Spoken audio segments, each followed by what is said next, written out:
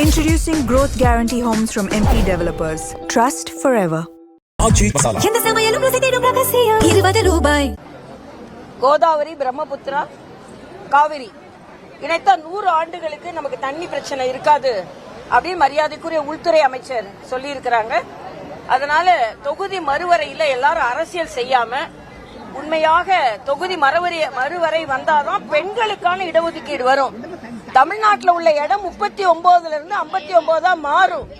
200 பெண்களுக்கு பாராளுமன்ற உறுப்பினர்களாக வருவதற்கு வாய்ப்பு இருக்கும். பெண்களுக்கான அங்கீகாரம் வேண்டும். எந்த விதத்திலும் தமிழகத்தின் சதவீதம் குறையாது என்பதை உள்துறை அமைச்சர் தெளிவாக சொல்லியிருக்கிறார். அதைத்தான் முதலமைச்சரும் எந்த விதத்திலும் சதவீதம் குறையக்கூடாது என்று சொல்லியிருக்கிறார். நமக்கு கேரளாவுக்கு வந்து பாத்தீங்கன்னா 20 இருந்து 30 ஆகும்.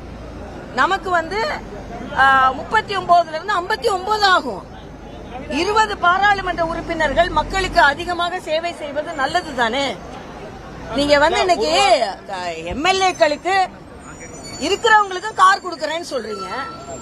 அப்ப இல்லாத மக்களை சென்று பார்க்கிறதுக்கு பாராளுமன்ற உறுப்பினர்கள் வரக்கூடாதுன்னா என்ன? கொடுத்ததெல்லாம் கொடுத்தார், இருப்பவருக்கே கொடுத்தார், இல்லாதவருக்காக கொடுத்தார் அப்படின்னு கேள்வி கேட்கணும். நீங்க பாத்தீங்கன்னா ஒருத்தருக்கு 15 கார் இருக்கு, கேள்வி கேட்டவருக்கே 2 கார் இருக்கு. ஆக மக்கள் வரி பணத்தை சரியா நிர்வகிக்கணும் அப்படின்றது எனது கருத்து. ஆக நீங்க வந்து தேர்ந்தெடுக்கப்பட்டவர்களுக்கு இவ்வளவு கொடுக்கறேன்னு சொல்றீங்க.